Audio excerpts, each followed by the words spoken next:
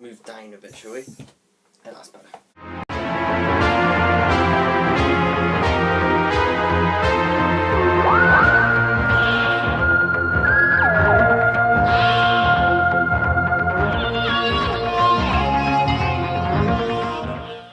Hello, mysterious person behind the screen. So, Knock Knock. I've watched this episode 3 times now. Twice in the standard version, and the third time in the binaural version. Coming away from it the first time, I was very meh. It was decent, but I didn't see what the hype was about.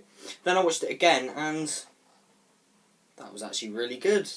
I actually enjoyed that. And then the binaural viewing, I actually really like this episode now. So yeah, I really enjoyed Knock Knock. It took a while to get to that stage. When as I said, the first time came away from it going, I was very meh. And I think that has to do with when it starts with this Little Mix soundtrack playing. I was just like, oh god. And throughout the episode, when the Doctor's like, because I like the bit where the Doctor's like, oh, I'm good at making friends, give me a phone, and he puts Little Mix on, he's like, I love this. I was just like, oh no, what is this? And I really find the supporting cast to be really annoying, especially at Shireen. She was very, she was my definite least favourite there. Some of those grievances do still carry over now, but I think going into it, now that I know what to expect, going into it, I really actually quite enjoyed it. Now, I do think that there are some issues. As I said, the supporting cast, I'll get into them later, but I think the bad does outweigh the good. I really did enjoy the atmosphere of it. It only gets added to in the binaural version when you are. It's just this house, and it's really, because creaky floorboards are quite freaky anyway. My house is just full of them. That was a bad example because I'm standing in a spot where there's no creaky floorboards whatsoever. But yeah, my house is full of them. It can be quite unnerving when, say, I'm in my house on my own and I just hear creaking and it's just like the house settling, but I always think, is there someone up there? That's really freaking me out. That's like my biggest fear, is someone being in your house. And I think this episode sort of played on the fear of creaky floorboards and pipes settling and different noises that your house makes really well. I think the atmosphere was great, added to by David Suchet's fantastic performance. He was absolutely great in this. I really, really did enjoy his performance, especially when he would just turn from being really friendly, like when they were all gathered together, and then when then he goes to being really like serious and eerie and creepy. The best example of that was when Harry went, how'd you get into the tower? And he just went, you don't, and the music went, doo. It was that was a creepy scene, and he's great in this episode. He's such a good actor, and I really enjoyed him here. Specifically towards the end as well, his performance was there were many layers to it. It got quite tragic as well, so there were many layers to his performance here, and I really, really enjoyed that. Also, let's talk about the villain, Eliza. I think the prosthetics on her were perhaps some of the best I've seen in Doctor Who in recent years, because they look just real enough to have it convincingly be a wood person that the lice had made, but they didn't restrict the actress's ability to act. She could still act through the prosthetics, and she gave a great performance, if I do say so myself. When she came around the corner and smiled, that was that was creepy, and when the lice came out of her mouth, it was just it was really like eerie and shivery. So yeah, the house, David Suchet, and the Eliza character get top marks. I really enjoyed the atmosphere and the setting and the actual concept of this episode. Also, Peter Capaldi is excellent here as always, and Bill is a joy to watch as well. Now, I feel like every week there is a moment with Bill where I go, she's so good. And I think this week it was when she had the photo of her mother, and she was in a room. She's like, "You proud? I'm in my own place." And she was holding the picture around as though her mother was in the picture, and she was just smiling. She was like, "Thanks." And she's such a good character. I think she's the first companion since maybe Donna who hasn't been like all cocky and sure of herself. Like I like Amy, but I'm on series 5 in Victory of the Daleks. She's all going around. All right, Paisley boy, how can we do this to the Daleks? And there's a radio there. The Doctor, we can see the Doctor in the spaceship, and she's like all cocky and sure of herself. When it's only in terms of the show that we've seen, it's only a third adventure, so she wouldn't really be like that. And Bill isn't like that in this. She's still very innocent, I would say, and quite, just normal to it.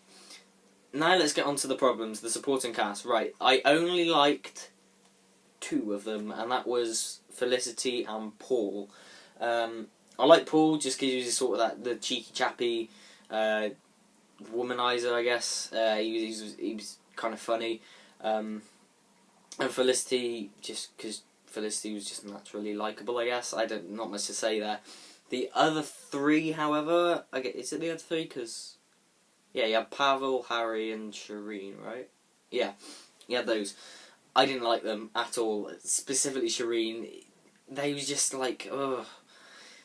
I feel like it's the modernisms, the Daily Telegraph. I don't like the Telegraph. I can't speak. I don't like the Telegraph, but they said it's like youth speak. And it's kind of true. Like when they're like when Harry comes down, he's like Doctor Legend. It's very cringy, to be honest. To put it to you, I've seen no one else have a problem with it though, so it's probably just me.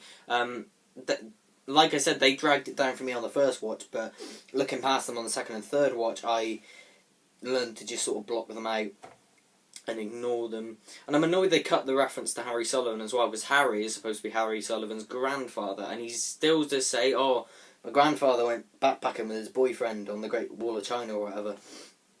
So they kept that, but they didn't keep the bit where it says, actually, that was Harry, so that's a shame. I would have liked a little reference to Harry Sullivan there. Harry Sullivan is an imbecile! But yeah, there's a bit that I groaned on all 3 viewings when it's Bill and Shireen, when Paul goes into his room just before he gets sort of eaten. And Bill's like, do you fancy him? And it turns into just this weird student drama teen thing, and I'm just like, okay, class, kind of, that would be appropriate there. This is Doctor Who, I don't really want it there. Luckily it was only like for literally 5 seconds and it went away quickly. But I guess you could also see that's a negative point, since it never came up again and it just felt out of place. I don't know. So yeah, they annoyed me. Like I said, not enough to drag them down on the second and third viewings, but yeah, annoying for sure. Also, I'm thinking at this point all episodes should just be extended to an hour. Why? Because Eliza and her son, in a really nice, heartfelt scene, embrace each other and they melt into the lice. The lice, by the way, were really creepy, especially in binaural, the scurrying. Ugh, I really like those. They were awesome. But they vanish. Everyone goes, come on, get out of the house, run, run, run, run, run. Suddenly it's like someone put fast forward on the episode, because they just all go out, the bang goes the deposit on the house, and the Doctor goes, well, yeah, I'll leave you to it then, and he just goes back, and then it cuts to the scene in the vault at the end. I was just like, right, okay, 15 more minutes, and you could have sort of seen what happened to the people at the end, now that they've just seen aliens, and how that affects them.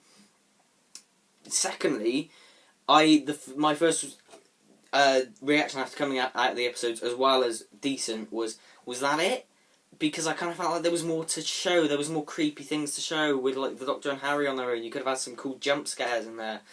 I just feel like 15 minutes longer could have added a lot to it, and you could have added a lot of backstory and stuff. You know, I don't know. Maybe not 15 minutes, maybe 10 minutes, maybe push it to 50, 55 minutes. I don't know, I just feel like they could have added some more to this episode that wasn't there. And now, a word on the binaural version. Yeah, it adds to it. I really enjoyed watching that one last night in the dark. It definitely immerses you in there. I hope the BBC continue to explore this tech in the future, because it was worth it. Although, if you haven't watched the binaural version yet, don't make the mistake I did. Type in Doctor Who Enhanced Edition, not just Doctor Who Enhanced. Don't just click, because I clicked on the normal version of Knock Knock in the Doctor Who tab, thinking it was the binaural version, and it wasn't. So don't make the same mistake I did. Yeah, it's worth a listen. It's it's. I don't know if we're ever going to see it again though, because it's not going to be on the Blu-ray, is it? Unless you're watching it through your PS4 or Xbox or something, you can connect headphones to it. Yeah, I doubt it'll be on the Blu-ray version, unless they do a binaural. No, it wouldn't be binaural, would it? I was just going to say do the surround sound thing through the surround sound system, but it wouldn't be binaural then, because it needs headphones and 2 channels. I don't know, but either way, right here, right now, that's what matters. It's worth a listen. If you've only seen the episode in normal, definitely check out the binaural version. It adds to it a lot. So yeah, overall, Knock Knock, I quite enjoyed it. I'd say it was 7, maybe 7.5 out of 10. I think it definitely gets better on the second and third watch. I really enjoyed it on those watches. Very creepy. Yeah, definite recommendation. As far as I'm concerned, the only dud in the series has been Smile so far. So 3 out of 4 ain't bad so far. Let's hope we can keep this streak going, because this series has been great so far, and I'm just hoping, fingers crossed, that the rest of the series will keep up to that, because I would love that if we got a really solid series with only a couple of duds in here and there. So, what did you think of Knock Knock? Did you like it? Did you hate it? What did you think of my opinion? Please like, subscribe, comment. I'll see you in the next one. Take care now.